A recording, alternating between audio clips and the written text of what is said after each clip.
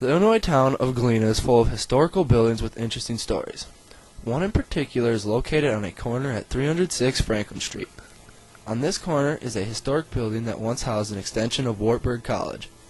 The building was built in 1859 by Telford Williams and Company and designed by architect Reverend Samuel Mazzucchelli. The history of Wartburg College in Galena was short, but its time there was very turbulent. Join in as we explore the era of the college in Galena, from its hope-filled arrival in 1868 to its debt-ridden departure in 1875. In 1868, Wartburg College and Seminary moved its college to Galena for two chief reasons. The first was, quite simply, to gain more room. In 1867, the Iowa Synod met in Toledo, Ohio, to discuss the path of the college and seminary. With the information that enrollment would soon increase, the Synod decided to separate the college from the seminary in St. Sebald, Iowa.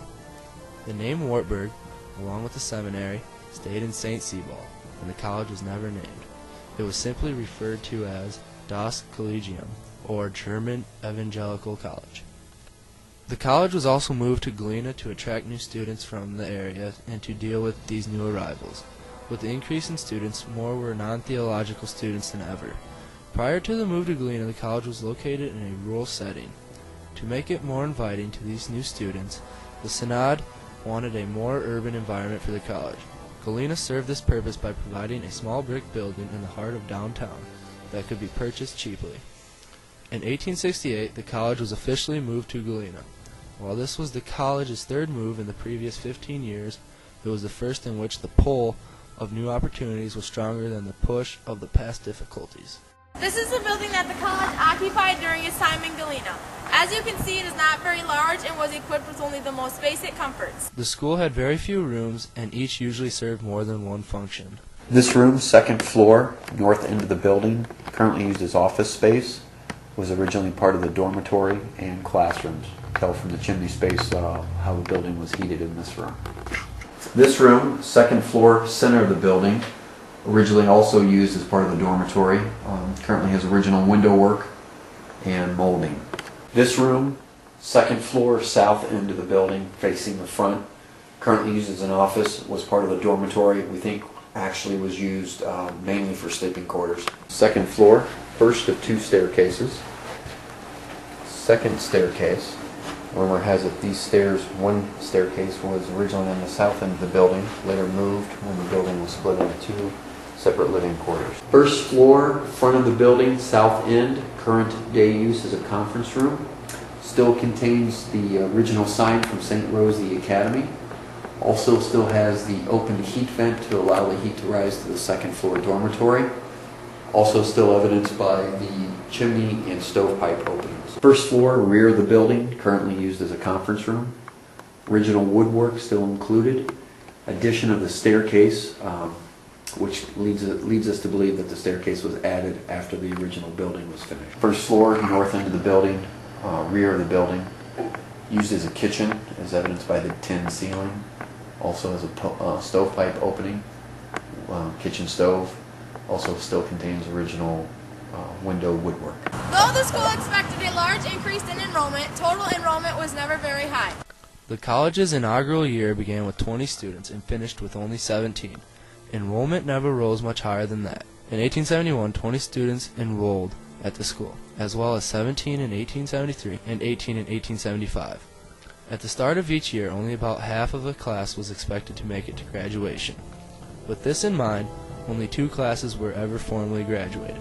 The man tasked to oversee the daily operations of the college was Pastor J. Klindworth. Klindworth formally hired the first 2 teachers for the college. The first was Pastor F. Lutz, and another was taken on later in the first year. A major handicap that kept the class sizes small was the school's German character. This scared many potential students away from attending the school. The school taught a variety of courses in Galena. The school's primary concern was to prepare the students for the seminary. A 6-year course with 1 winter and 1 summer term was installed with 2 class levels the first year. The college offered many classes to choose from. These ranged from language classes such as Latin, Greek, Hebrew, German, and English, to math classes like arithmetic, algebra, geometry, and trigonometry, to history classes such as geography, history of the world, Lutheran catechism, Bible history, and history of the church. They also taught various other classes such as orthography and penmanship in English and German, photography, mental philosophy, singing, melodeon playing, and drawing. These classes made up a very diverse curriculum for the times. The college's financial situation during its time in Galena was very unstable. The building was purchased by the college for $2,500 and required a yearly operating cost of around $6,000. Funds were very hard to come by. Most of the small sum of income came from the tuition dues. For ministry students, the charge was $75 per year, but was often lowered to $20 for needy students. For those students not headed for life in the ministry, the charge was anywhere between $100 to $125 per year. With this income, the school managed to make enough money to survive, but could not repay its debt. In just 3 short years, the college managed to accumulate a debt of over $7,000. The college's debt eventually forced it to relocate from its location in Galena. The school's distinct German character turned off many of its potential students. This kept the class sizes small, meaning less income for the facility and making it harder to repay the debt. The idea to rejoin the college with the seminary began to circulate during this time. In 1875, the Synod voted to move the college to Mendota, Illinois, where the seminary had relocated to in 1873. This made managing the finances more straightforward, while allowing Wartburg to repay the large debt amassed in Galena. The college has not been the only institution to be located inside this building. St. Rose Academy, originally built in 1850, was established as a boy and girl day school for Catholics in Galena. Was used for a number of years by Father Mazzucchelli, designed by Father Mazzucchelli. Ran out of money about 8 years after it opened, and some point shortly after was then turned over to the Lutherans, which operated Wartburg College here for a number of years. After that time period, the Irish had the building, was turned into a restaurant for a short period of time that we know. Was also used as somewhat of a boarding school for a few years as well, and then went into private ownership all the way through the 1970s and 80s.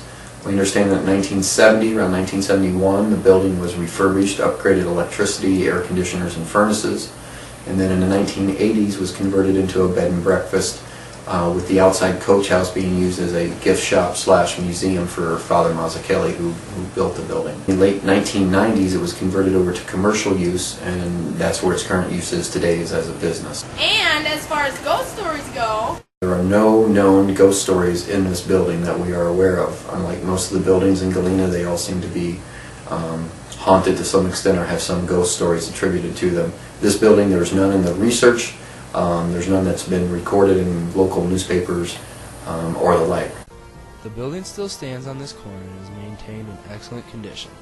Throughout its short but trying time in Galena, the school experienced many hardships. The school tried its hardest to endure them, but in the end they proved to be too much for it to handle. While Wartburg College eventually moved on, its time in Galena will never be forgotten.